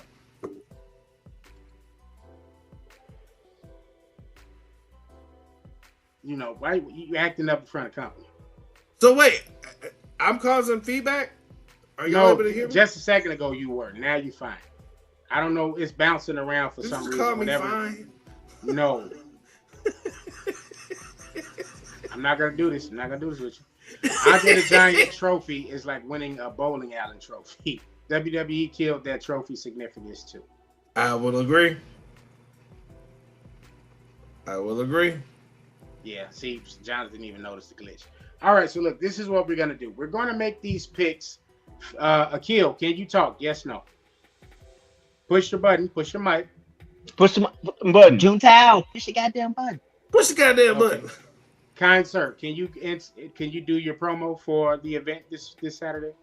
Yes. There we go. Me. Okay. Ladies and gentlemen, once again, yes, I said again, like Y2J, because that's who's going to be the surprise opponent for LA Knight. It's going to be Y2J. So once again, I will tell you that we have the Hot Take War Games watch party happening this Saturday at Tata's Tacos. And yes, I said Tata's Tacos, not the other type of Tata's. That's just the name of the restaurant. Don't ask me why. But yes, we will be there live and in living color. We will have food, we will have drinks, we will have fun, and we will have war games playing on the television screen. Come through, eat. Want to know where you can get your tickets? Any of our socials. You don't want to look at anybody's story because the stories are too long and just so much stuff. And yeah, just ask us. We will send you the link. No problem at all. Use the promo code HTWP for Hot Take Wrestling Podcast, or the promo code for the real A show, Hot Take After Dark, because the A is in the hashtag HTAD, Hot Take After Dark. What y'all gonna do next? Y'all gonna check out Sock and Boppers next? I mean, maybe. What do you said that joke already, KG. You said that joke lightsabers already. I got lightsabers. Like, what's up? Okay, I rest my case. I got to get my ticket for Saturday. I'm pulling up. Yes, sir. Yes, sir. Akil, if I wanted to get tickets, how would I do it? I just said all that. Well, you can ask Phil also, and he will send you the link, or you can ask Logan, or you can ask Will. You can even ask Cypher, because I'm sure he's seen the link 1,000 times. He knows our stories. He just forwarded the story for sure. And again, you can also use our names as promo codes as well. And definitely, I want to say shout out to Cypher Sick and Shot Talk for having me on their podcast. It was fun. It was enjoyable. We had a great time, had some laughs, divulged, and a lot of music and up and coming artists. That was pretty cool. So make sure y'all check them out. I'm sure he'll plug them himself. But yeah, check them out. That was a good show. Thank you for having me to represent Hot Take and Hot Take After Dark. Kidding. The whole Hot Take After. We appreciate it was good to have you, man. We enjoyed you. Welcome back anytime. That's what's up. So Cypher Sick, question for you, bro. Question. Yes, sir. Yeah, see, I saw an interview with you not that long ago where you talked about how The Undertaker was your favorite wrestler, and if I'm not mistaken, your first rap name was Phenom. So, knowing this about you, I thought you was one of the homies. I didn't know you was in the studio doing stuff. I didn't know that. Yeah, bro. I have a project that unfortunately a former Hot Take member was working. Me and them was collabing on, but I'm trying to get with a producer to get my album out. Okay. My EP, I want to call it I Don't Pull Out. I'm not, bro. I got everything set up. I know it's not hard to get, but bro, we'll talk. We'll talk. Hey, look, just hit me up. We can Syph definitely put does something not together. want your demo, okay? He doesn't want it. What you say? Syph does not want your demo. Bro, I already got it. It's already on the CD. He don't want it though. Who has a CD player in 2025? Me. You know, it's a couple nostalgic heads out here, Logan. It's a couple people, you know, they keep. True. I mean, when he went and got the Amazing Spider-Man 2 bust, I knew he was different. Like he didn't get the Tobey Maguire Spider-Man. He got the Andrew Garfield Spider-Man. Yeah, Andrew Garfield. And I knew wait, he was a different breed when he did what that. you mean? Who you calling a bust? You. I'm calling your Spider-Man a bust. That's what that's called. Why is he muted? It's a good thing he's muted. You know why? Because we're gonna get ready to do our WWE War Games match predictions picks. Okay? Wait, we didn't do heated round table talk. Let's get You this out already, of the way, yeah. yeah. Because on the A show we I follow want a to do timeline. heated round table talk. Wait, how we know they show timeline. process better than them, and we supposed to be the B show? Like what? Because first of all, we are the OGs of this show. This was established before the show started. There was no talk of a heated round table. Now we can get into a heated round table. There was no taco meat around the table. Ugh. KG, could finish. I got one more. Yeah, I mean. Pink toes. Yeah. So he said there was no taco meat around the table. You see, that's what happened, Lord Beerus, when you start talking mess about the OG. See how he decided just flubbering right there? Yeah, glitch mode. All right. And refer to the banner, man. Refer to the banner. Y'all say y'all sorry about that. Sorry about that. I had cut out because I got a call about somebody that was trying to join the Hot Take After Dark team for tomorrow.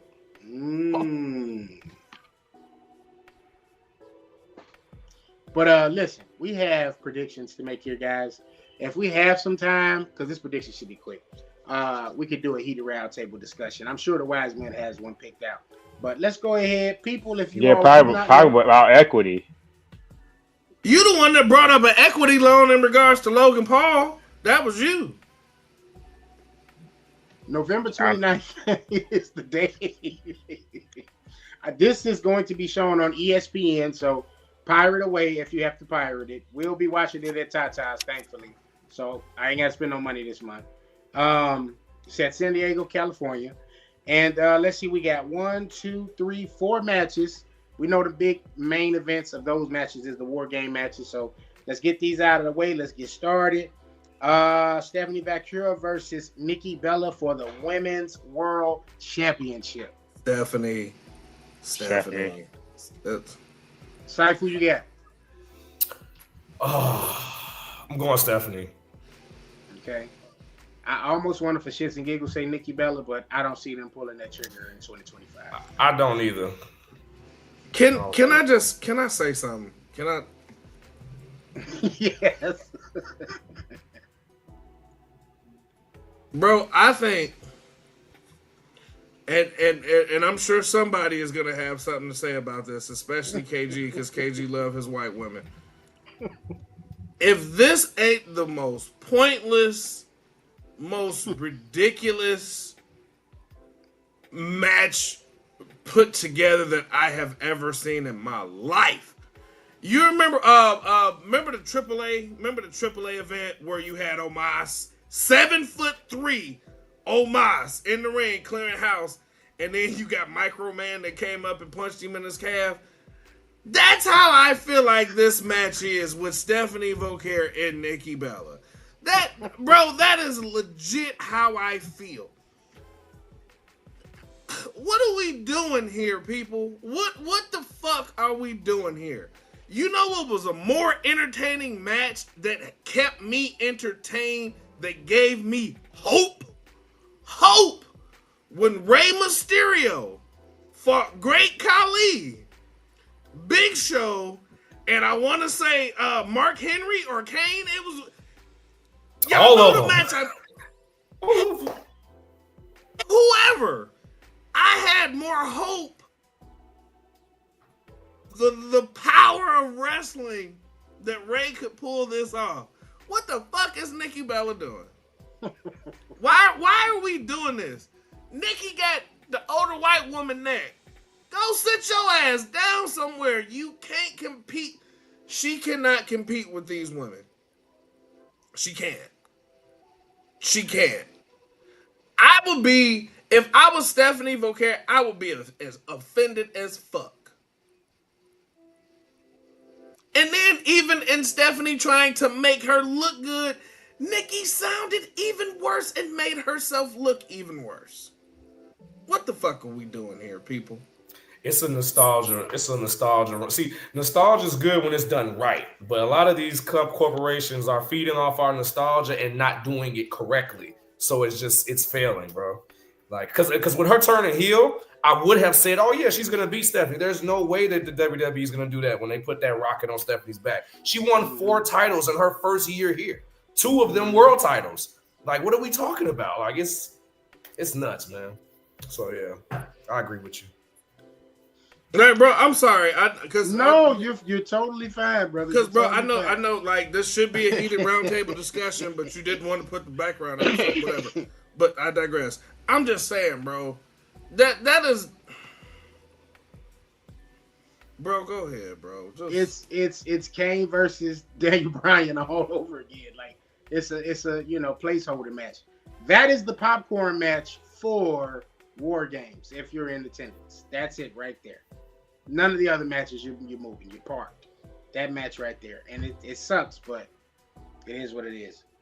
Go ahead, Akil. Go ahead. Unmute yourself. Yeah, unmute yourself. Why he's not unmuted? Push the button. I don't know why he's not unmuted. It wasn't me. I didn't mute him either. Let me see if I can unmute him. Nope. Okay, moving on. He gonna come back on. All right, moving on. Next match. John Cena versus Dominic Mysterio for the Intercontinental Championship. Dominic. Unfortunately, Dominic. Definitely gonna be Dominic because honestly, Cena never needed the title. And we don't need to see Gunther win it back when he ends up winning the tournament and retiring Cena. So it's gonna be Dominic. I'm gonna.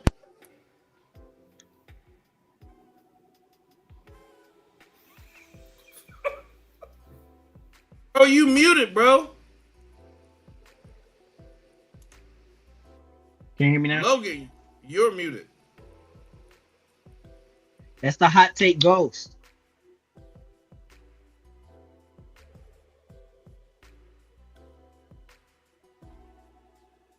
Say something, Logan. Can y'all hear me? I can hear you. KG, are you? Say I something, can hear KG. everybody. You can hear Logan? No. Can you hear Logan, me? yeah, I can hear you. Can you hear me? Logan, say something.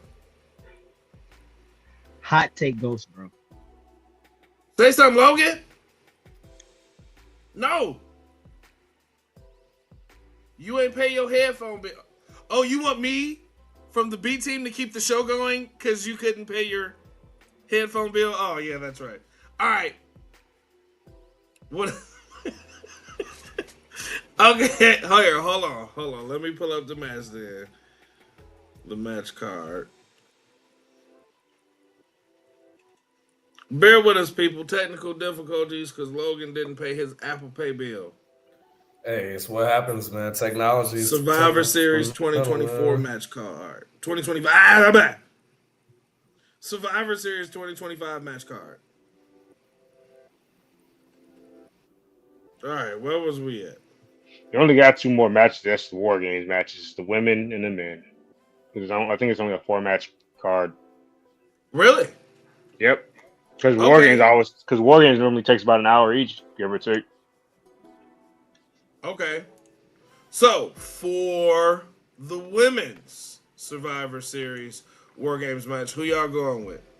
So we got, on one hand, we got the Kabuki Warriors, Nia Jax, Lash Legend, and Becky, which I'm actually loving the pairing with Nia Jax and Lash Legend, versus Rhea Ripley, Io Sky, Charlotte Flair, Liv Morgan, and AJ Lee. Who y'all going with? Going to baby faces. Babyface. Yeah, I'm going to babyface team AJ. Yeah, I'm definitely going with the ladies, with the good girl squad. But bro, man, did y'all see that video? All right, y'all saw Nia squash Rhea Ripley, and she kept doing it, and they made a video where it was like, it should have been me. It should have been me. The Dolph Ziggler. Bro, that's how I feel when it comes to Nia Jax. And that bro, they should really just bulldoze the division. Nia Jax, Lash Legend, that pairing, Meaty Mamas, they should just be bulldozing that division. I'm sorry. Okay, No, I'm with you. I fuck with the pairing. I fuck with Lash. Nia's been better than she's ever been in this run, in my opinion. I'm interested to see what the heel team does, but I already know Team AJ Lee is going to win because no way they're not going to let her win. She probably won't lose a match ever in this run while she's at WWE. So I can see that. And then the final War Games match. We got Cody Rhodes, CM Punk, Roman Reigns, and Usos, Jimmy and Jay Uso, versus Bronson Reed, Braun Breaker, Logan Paul, Drew McIntyre, and Twinkle Toes himself, Brock Lesnar. Who are y'all picking to win this match? This should be a loser can never compete in War Games again match. Since we established all these dudes keep competing in this damn event too much. I'll go with Team Twinkle Toes. Yeah, I think the heels are gonna win. I think the heels need to win this match. Like the baby faces lose nothing by losing this match. Damn near everybody in there is gonna be the good guys. I mean the bad guys. The heels winning should set the tone for the remainder of the year. Storylines and story arcs going into WrestleMania. So I agree. Team Twinkle Toes. Twinkle, twinkle, twinkle, twinkle. I'm gonna be the odd man out here, and I'm gonna say the baby faces. I'm going with our champs. Normally, I'm going with our champs. I'm going with our champs, and I just here's why. It's the small little nuances. It's the small little stuff that we don't pay, that we kind of overlook. Prime example. And KG said this. KG was like, did y'all notice Braun Breaker's face when Seth Rollins kept trying to like little bro him? Like, you peeped that? Mm-hmm. And it's one of those things that it's the smallest gesture that a lot of time we really overlook, and it's like, shit, that did happen. What happened Monday night, and this is just me, they already don't want Logan Paul with them anyway, because Logan Paul does not really fit the vision. You see how Braun Breaker and Bronson Reed just be like, all right, bro, all right. You see how they kind of, all right, bro. But how Brock threw him into the ring, hyped him up, come on, let's go. And as soon as Logan Paul took off, he kept everybody back. Logan Paul's going to go after Brock because he got embarrassed. And if even in the promo, I guess when they was in the back, and Paul Heyman was like, "You probably shouldn't mention his name, who Brock," and he was antagonizing. Like I'm telling y'all, I think the faces are going to walk away. I forgot about that. You might be right because I think Brock's gonna probably turn on somebody, and it might be Logan. So who knows? You might be right. I think Logan gonna catch Brock. I think Logan is gonna do some stupid shit like punch him with the brass knucks, and Brock will sell for him, leading to him getting eliminated, and then Logan walking away. So now it's 3-on-5, which leads to the following weeks.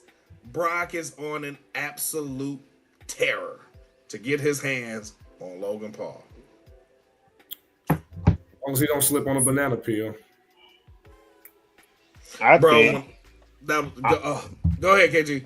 No, I was about to say, I think Brock I definitely see your prediction coming to fruition with the guys playing poker or playing at the table and all these WrestleMania vignettes. But I also feel like there's a couple other options for Brock at WrestleMania. I think Brian Breaker is one of them. I can see that too. But what do you mean by vinaigrette, bro? Vignettes, not salad dressing, Phil. Look, man, after that slip, man, Brock versus Titus O'Neil at WrestleMania. Let's get it. That's what I'm talking about. Shout out to Titus O'Neil. Hey, but look, at least Brock, you see how athletic that he is, man. He slipped and literally rolled and stood right the fuck back up in one motion, though. Like, he didn't even lay there. So I had to give him points for that, but that shit was hilarious, dog. Brock is a freak of nature, literally, dude. He is not a normal human being, bro. Man. What do y'all think was go ahead, KG, finish, bro. I wanted to say what's going on with this man. Last time he ripped his pants on SmackDown. This I don't know what's going on with Brock. He ripped his pants. Oh, he did, bro. You're right, bro. He did. All I know is the stage 2, Celeb 0. First Lloyd with them big ass pointy shoes falling on stage, hitting his head on the speaker. Shout out to him for getting back up. And then Brock, come on, bro. Hey, remember when Brock had the boom box when he had the Money in the Bank? Yeah. Showing the Minnesota roots. Yeah. I don't know what's going on with your man. But yeah, man. So, all right. Well, everybody made their picks. I already know it's going to be what's called replacement too, Shane. It's going to be El Grande Americano. Ain't going to be nobody special. This is going to be one of the Americanos or something, more than likely. It is. You know it is. If it was for to replace Sheamus in the last time is now tournament, because LA Knight has to have a mystery opponent because Sheamus got his shoulders injured. Oh. It's probably going to be Grande Americano or something. Yeah, it might be Grande Americano. Because they're not going to bring back... They're going to bring back Jericho already. Jericho's going back in the Rumble. So they're already talking about inducting him to the Hall of Fame next year. I think so too. I think Jericho comes back in the Rumble too. Yeah. Once he didn't face Solo, I was like, okay, they'll probably bring him back in the Rumble. Because I thought at first he was going to be in the tournament too. But I don't think he was going to get replaced. Alberto Del Rio. That dude still pay. Yeah, all right. Hey, that's my guilty pleasure song, by the way. Like, not guilty pleasure, but whatever. The song that I hum randomly is Alberto Del Rio's theme song. I don't know why. It just happened. The wildest thing I saw about that, man, they said that dude drove 1,000 rental cars, never drew a dime for WWE. Bang, bang. Shots fired. Plus, speaking of shots fired,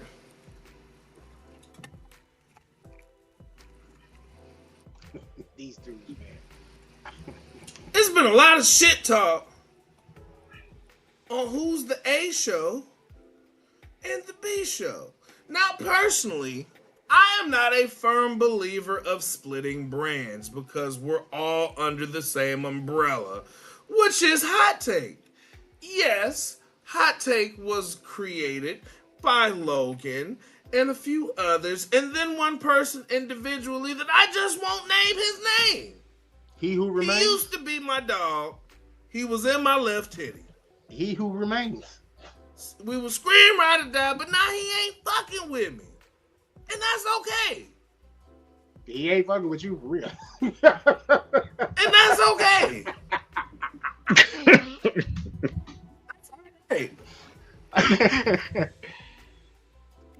Feeling is mutual. Somebody But else there's ain't, some somebody there's else been- ain't either, but it's, I ain't getting messy today. I'm gonna save it for tomorrow. Bring it. Because, simple fact that there shouldn't be an A squad or a B squad. It should just be Hot Take. But apparently, somebody getting too big for the britches. And we got to put them in their place. So Hot Take wants to invade Hot Take After Dark tomorrow night. Please tune in because you forget. This is our realm. You're coming to the dark side. And we want the smoke! Does that mean Hot Take After Dark Kabuki Warriors is Bukkake Warriors? It's very funny that you want to call somebody a cop. Whoa. Now- Bukkake Warriors is First off- crazy, bro. First that off- was wild. First bro. Talk to him, Akil. Do not put the crackhead warriors with us because no, I hate them with a passion. You didn't even hear what I was. Secondly, yes, I know exactly what you. I know exactly. I just wanted to address that other part. I wanted because we're on the wrestling side of things. I wanted it to address the wrestling part of things. That's all. That's what I was doing. Now to the second part of what you said. Tune in to Hot Take After Dark. That's all I say. Oh, and really quick.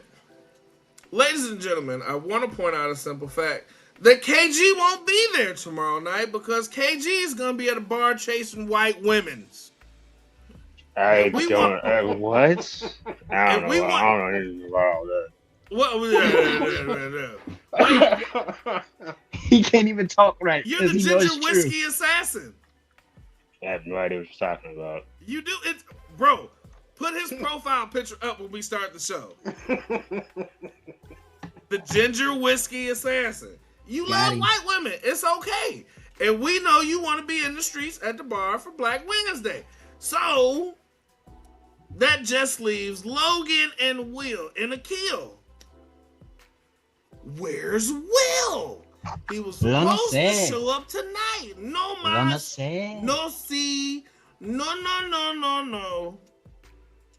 He going with So- the smoke. Listen, what y'all got to understand is that I never needed anybody. There's only one.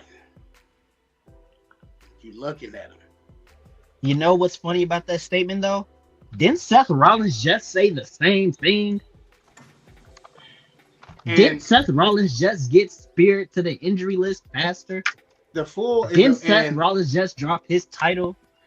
Isn't Seth Man. Rollins on ESPN Listen, talking listen. about this and that and getting nowhere in WWE? Man, you talking about Royal Rumble appearances? My money's on him coming back at the Rumble. look, Seth Rollins is my guy, but he did us. That was dumb as fuck for him to even attempt to do a coast to coast flying headbutt. Made no fucking sense. That's why Seth Rollins is living the way he's living now, because he was a fucking idiot that night. That's all. And you know, Logan did his own coast to coast headbutt by using the words, "We're going to invade Hot Take After Dark." What? Make your team. You do not come alone. Bring your team. We have never ours. needed I'm a CM Punk team. right now. I'm challenging CM Punk right now. This is I I'm challenging CM never Punk. needed. I have a my team. Bring I never yours. needed a team. As the creator of Late Nights Podcast, that went for 100 episodes. There, you. Hot Take After Dark is its spiritual predecessor, which myself and He Who Remains encouraged. He called y'all a different world. Me and He Who Remains encouraged the Wise Man to do Hot Take After Dark way before Akil and Shelly ever came into the picture. That's not how that went, bro. That's You know. He totally said- how that That's went. not how Logan- that went. That's I was Logan- there. totally how that went.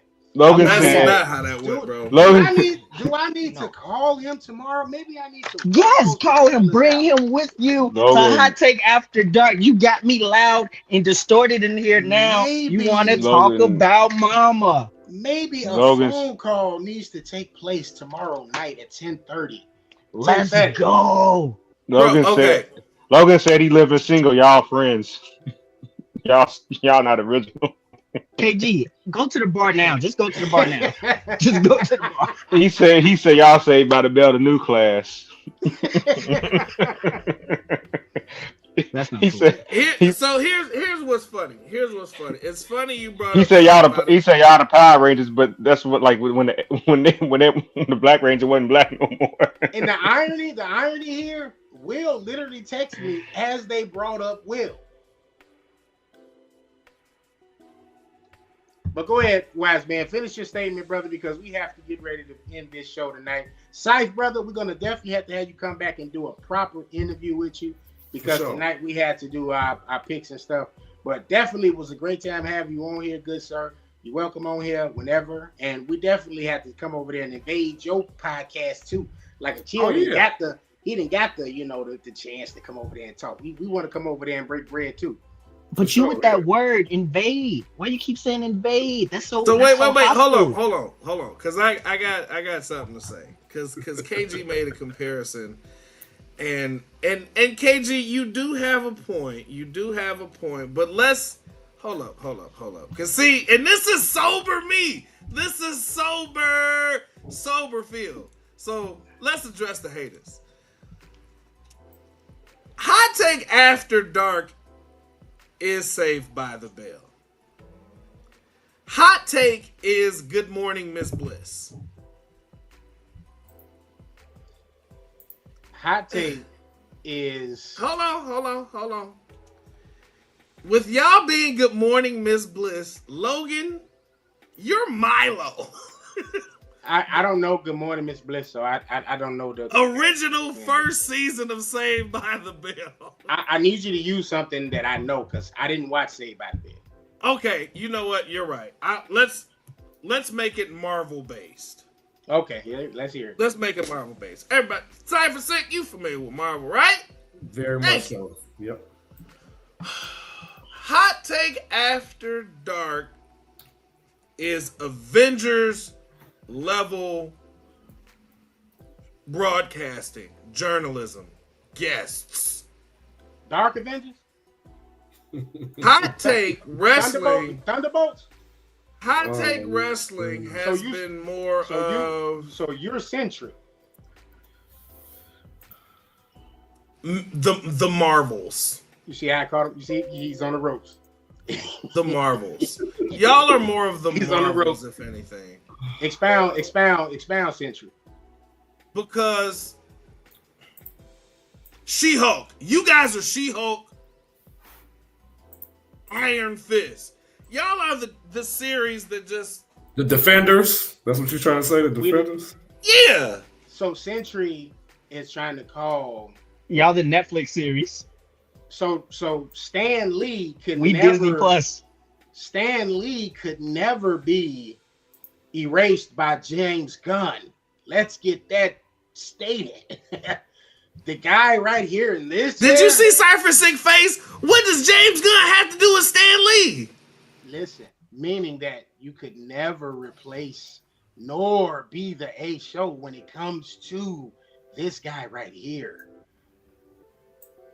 Who? Question. Sentry. Question. No. Okay. Kill. No. No, I got a question. Listen, when we did Avengers, the Dark Avengers have assembled. The Dark Avengers have assembled. The true colors are being shown. That's racist. That's racist.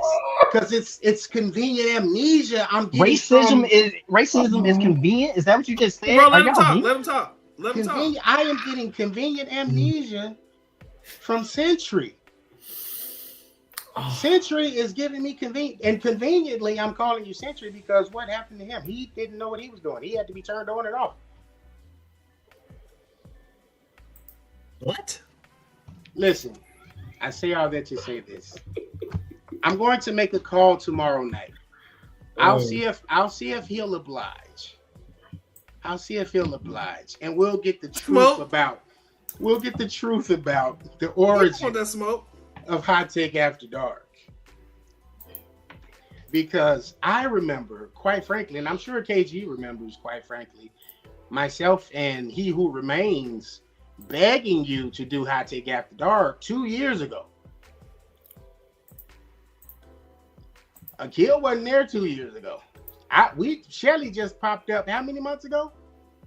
2.5. And did you officially? I can tell you. Did you officially make her a third member? Because when the last time you were on here, you said she was in the running. Oh, so you don't watch the product that you I ain't that bad a bitch. No, I dabble. But listen, dabble. I dabble. You don't even know the brand, but you calling the brand, trying to downplay the brand like we ain't the man. Like what? 10:30. And I see the group. Okay, Ronda Rousey's. Okay. I see you guys getting on at 10:45 to 11 o'clock, and it's like I have to go to bed. That's the life. It is. You guys it's are after not dark. Which is why hold on, KG, hold on. Which is why we begged him 2 years ago to make Hot Take After Dark. Because KG getting ready to make his KG resting face, and we got to get ready to get out of here. You know what? It reminds me of Beast Wars. Remember that one dinosaur that was trying to take over Megatron? That's what y'all sound like right now, coming at Logan Head. It's my Galvatron. He thought he was a bad. He had the Energon or whatever it was called. Yeah. I love Beast Wars, so I get that reference. I love Beast Wars. Shut up, Megatron. Megatron came back the same episode. He came back as a dragon. Galvatron. So look, I say this all in fun. Phil is my guy, but Phil, why you lying? Why you lying? Why you always lying? 2 years ago. Tell you. You see the 2 years ago thing? It's like the conversation talking about we thinking about making a baby. When that baby was born, and I was there live when it happened. I was there. No. Hold on. I digress. We're gonna talk about it on our show. On our show. Let me address the haters. Let me address this comment. So as you know, during the show, I drink heavily. I love having a nice glass and talking my shit. In the midst of doing Hot Take Wrestling Pod, I would say a lot of explicit things. And they're like, bro, hold on. Bro, hold up, bro. Hold on. It was a running joke. Man, you should do something after the show. Because you still want to keep going. You should do something after the show. It was a running joke. Didn't really put much stock into it. Because I am not a front man where it's all about me, and not the team. I wanted the team to be a part of it. So it's not a matter of you, so said person, and others was like, Phil, you should really do a show by yourself. No. If we do it, let's do it together as a crew. Every last one of us have followers. So your followers cannot follow me. My followers cannot follow you. Cypher Sick followers. It's all an intermingling because everybody has enough money and content for everybody out here to eat. Everybody. So, and you have to keep in mind, I've been doing this. Mm-hmm. It's not nothing new. And you are, sir, an A mic. I will interrupt you there. Because you're the A mic on Hot Take After Dark, are you not? Oh, it's true. It's damn true. So I've been doing this. But see, I don't look at it as A mic, B mic, etc. Just on the mic. Just on the mic. Now, if we get to a point where production and budget and different things start to come into play, then we gotta have a different conversation. Mm-hmm. But right now, it's the homies. We doing what we do every week. Talk a little shit. Drink a little drink. Talk about titties ass. Now that I know that I got a homie that's in the music industry, I can get my project off the ground. He don't want that demo. And he told you that. He doesn't want that demo. Leave that alone, big fella. Hey. So I'm already saying, KG, I know you don't want to be a part of the conversation because, it's getting late. Even though you're off Thanksgiving week. Mm-hmm. He ain't off. You're off. He ain't off tomorrow. I don't work Thursday and Friday. Let's keep things in perspective with the Hot Take After Dark brand.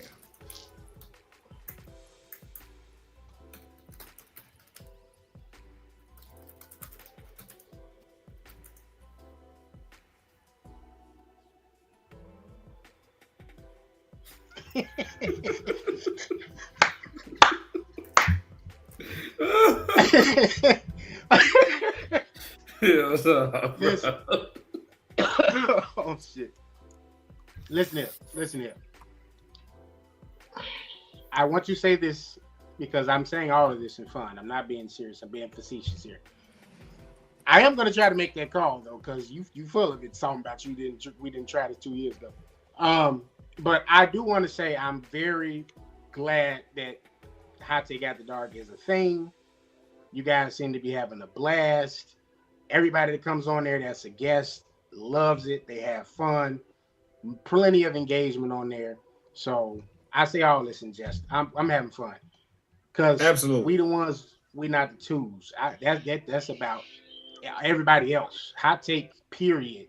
That's what we doing. And we striving to be number one. So it is no division amongst us. But hell no. He who remains. I am going to try to get him to make a call. It might, But does he actually? Why you keep calling him he who remains? Is he remaining? He who remains. He who remains. He doing no. Something. He doing something somewhere. He just ain't on Hot Take no more. But me and KG supposed to go. But make that call. Make that call. Bring your team because we got a team. Make your call. Bring your team. We got a team. It's gonna be fun. It's definitely gonna be fun. We gonna talk shit. My bad, bro. Go ahead, do your shit. It's gonna be great though. It's gonna be I'll just let him say his thing. His piece. It's gonna be fun because you need to have a team though. You need to have a team for what tomorrow entails for sure. So get your numbers. You got Will. It's me. It's Shelly. If you got more people, Phil will obviously be with Hot Take After Dark. Maybe. But if it's not, then it's just gonna be a tag team, 2-on-2. But we got a team. I do have a call I am considering making. I'd have to run that by Phil first to see if he's okay with me making said call. Because this one will be one for the books. Bro, fuck you.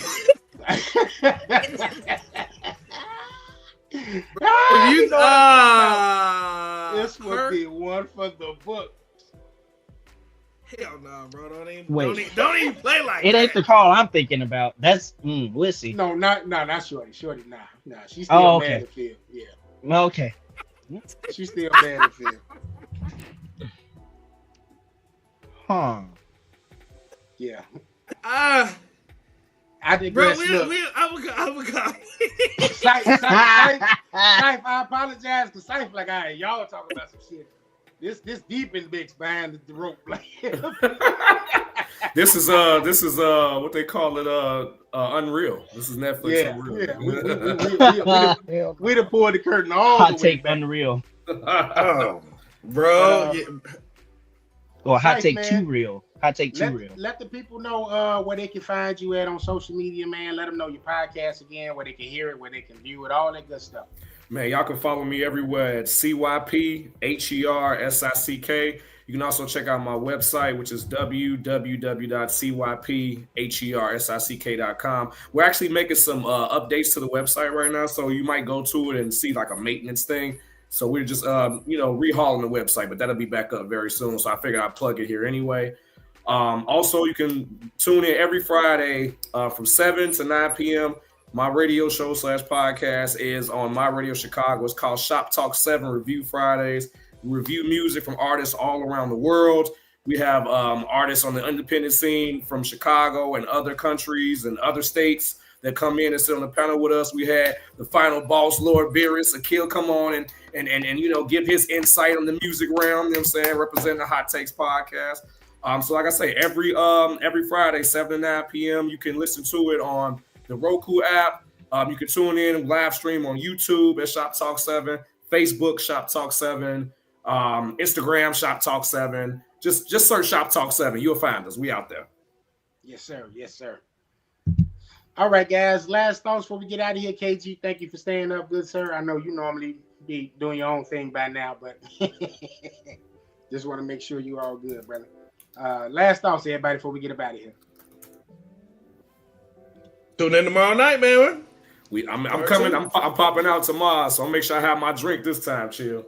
Oh yeah. See, look. They asked me, bro, can you not drink on the show? Sure, I'll stick with a chilled beverage. Tomorrow? The people that has been with us all this time, they know him on. Oh man, so I can only imagine how it go after dark. But I'm looking forward to this. Oh yeah, it's gonna be a good time. Definitely come through. Watch Hot Take After Dark. This is a lot of people have told Phil and myself, and then even Shelly, like the vibe and the energy of Hot Take After Dark literally makes their week. Every single time they watch us, like someone called me at like 4 o'clock, 6 o'clock in the morning, cracking the fuck up, watching Hot Take After Dark, and just like they can count on us every time to just make their entire week or their entire day go better if they having a shitty week. Tomorrow night will be no different, except there will be a lot of other people joining us on live, and it'll be a lot of as Mr. Mayhem himself will definitely attest to, there will be more mayhem tomorrow, and a lot of fun though. And we got some things to do on Hot Take and some topics, because even though we doing it in the spirit of Hot Take Wrestling Pod versus Hot Take After Dark on some fun stuff, we still go keep it to the topics that we talk about on Hot Take After Dark. So if you freaky, come with it, and we gonna talk about it.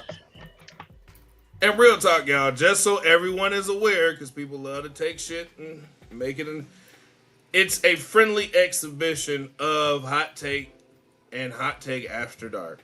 There's no smoke, there's no beef. These my brothers. And I want to tell y'all, man, shout out to the people that watch and follow and support the show. I can tell you this, it's people that used to be wrestling fans or not wrestling fans that watch Hot Take. And then they be like, oh shit, like with some of the stuff y'all talk about, like, yo, Rey Mysterio, little boy, like, that's him. It's people that, like, remember Little Dominic, blonde hair kid, and like, yo, that's him. It's people that watch Hot Take After Dark that laugh, crack up, all the above, man. We making moves, we making waves, we going in the right direction. I said it earlier, it's enough money out here for everybody to eat. We not the ones, we not the twos, it's us. That's it. That's it. And if you with us, like Cypher said, you with us. We roll. Yeah. A lot of podcasts like to hate, a lot of podcasts like to copy and duplicate. You can't, baby. You can't. I'm like money making Mitch, I'm broke, baby. But we out here getting it, man. We out here getting it. And you know why? Because I love the hustle. I love the grind. And we out here, man. Hot Take Wrestling Podcast, man. Let's go. Let's go. All right, y'all. That's episode 162. We up out of here. Lord Beerus, this is the part where the long outro comes in. So I know you hate that. We're going to work on it, good people. All right, y'all. Enjoy y'all holiday. Make sure y'all check us out tomorrow night. Hot Take After Dark. And that's it, man. Peace.